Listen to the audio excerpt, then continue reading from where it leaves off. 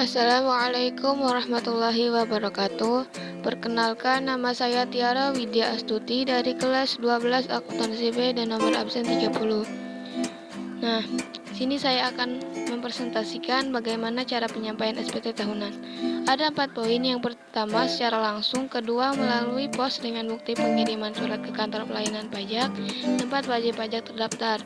Ketiga, melalui perusahaan ekspedisi atau kurir dengan bukti pengiriman surat ke KPP tempat wajib pajak terdaftar. Dan keempat, yaitu e-filing melalui website Direktorat Jenderal Pajak. Websitenya yaitu www.pajak.com.id atau penyedia jasa ASP Application Service Provider. Nah, sekarang saya akan mempresentasikan bagaimana sih cara penyampaian SPT tahunan wajib pajak orang pribadi. Langkah pertama yang harus Anda lakukan untuk melaporkan SPT pajak adalah dengan mendaftarkan diri terlebih dahulu untuk bisa melakukan akses Direktorat Jenderal Pajak. Pendaftaran bisa dilakukan di https line.pajak.com.id akun login. Nah, tapi kalian juga harus punya e-fin untuk e-filing. Setelah Anda melakukan pendaftaran online, maka Anda akan mendaftarkan e-fin atau yang disebut Electronic Filing Identification Number. Nah, e-fin akan dikirimkan ke email Anda yang aktif dan sudah didaftarkan. Bila sebelumnya Anda sudah mendaftar e-filing namun lupa, Anda bisa cek kembali email dari Dirjen Pajak yang sebelumnya sudah masuk. Atau bisa juga Anda mendatangi kantor pelayanan pajak terdekat dengan membawa NPWP dan mengisi formulir aktivasi e-fin. Jika sudah memiliki akun, maka Anda tinggal mengikuti langkah berikut. Yang pertama, kunjungi website DJP Online. Nah, tampilannya akan seperti ini. Kalian klik laman resmi website ini, lalu ketik nomor NPWP dan password serta kode CAPTCHA untuk login. Langkah kedua, pilih e-filing atau e-form. Nah, berikutnya Anda akan masuk ke laman On Stop Tax Service yang tertera profil Anda dan pilihan layanan DJP online yang diinginkan, yakni e-filing atau e-form. Bila memilih e-filing, maka Anda harus terkoneksi internet selama pengisian data hingga terakhir kalinya untuk siap disubmit di portal DJP. Sedangkan dengan e-form, maka pengisian formulir SPT secara online pada komputer Anda dan tidak harus terkoneksi dengan internet atau secara online. Katakanlah menggunakan layanan e-filing, maka Anda harus klik bagian ikon e-filing. Langkah ketiga yaitu mulailah buat SPT. Nah, pada halaman ini kemudian akan muncul laman baru e-filing SPT dan klik buat SPT di bagian pojok kanan atas. Langkah keempat yaitu jawab pertanyaan di formulir. Nah,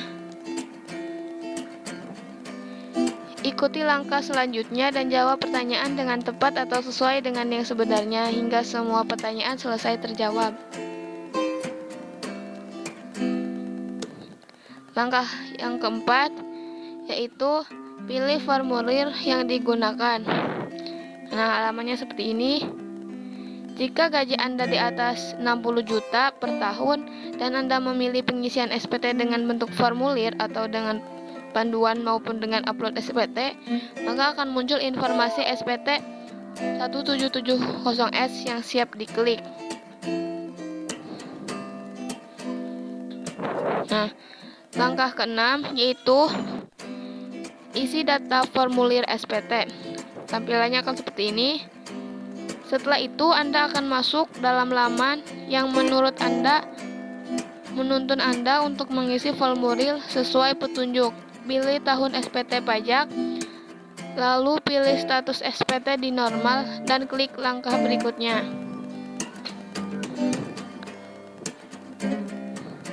Nah, langkah selanjutnya yaitu isi lampiran 2.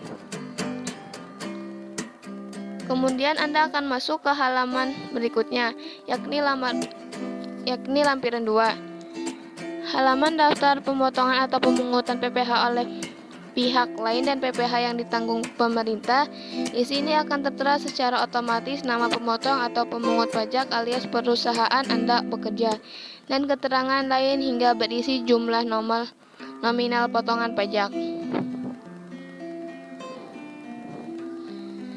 Langkah selanjutnya yaitu isi lampiran 1 atau bagian kolom harta. Nah, pada halaman ini, kolom harta ini merupakan yang paling krusial karena akan menentukan keberhasilan pengisian atau pelaporan SPT tahunan pajak Anda. Seringkali pelaporan SPT gagal disubmit karena kolom harta ini terlewatkan. Bagaimanapun juga sistem pajak dan perbankan serta lembaga keuangan sekarang ini sudah terintegrasi sehingga Anda tidak bisa lagi berbohong. Sebab jika memang penghasilan Anda di atas PTKP, maka sangat dimungkinkan bahwa Anda memiliki sejumlah harta seperti tabungan, deposito, investasi, uang tunai yang tersimpan di rumah, dan lainnya yang belum masuk dalam perhitungan penghasilan kena pajak yang dipotong dari perusahaan tempat Anda bekerja.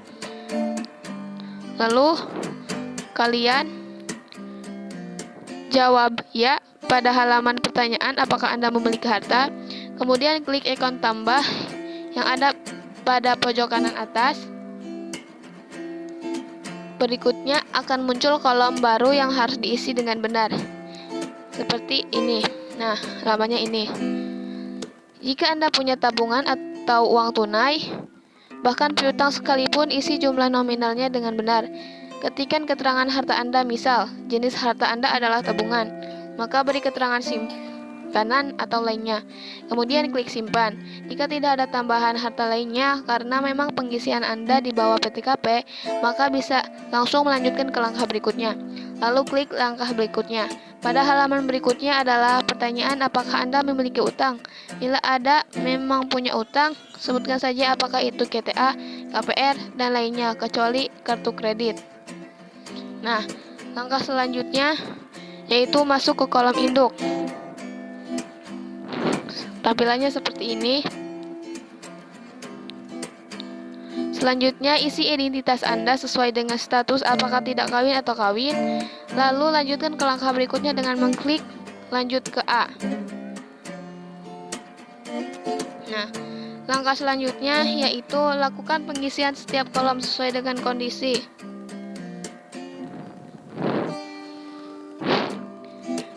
Lakukan pengisian sesuai petunjuk yang ada, mulai dari pengisian neto, penghasilan kena pajak, PPh terutang, kredit pajak, PPh kurang atau lebih bayar jika ada, angsuran PPh pasal 25 tahun pasal pajak berikutnya jika ada. Lalu centang pada kolom setuju atau agree pada bagian pernyataan.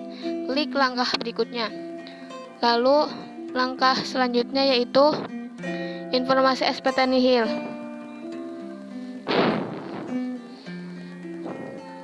Nah, tampilannya akan seperti ini. Jika langkah-langkah pengisian SPT sudah benar, maka tahap terakhir akan ada informasi bahwa SPT Anda nihil. Langkah selanjutnya yaitu pengiriman token untuk kode verifikasi. Tampilannya akan seperti ini.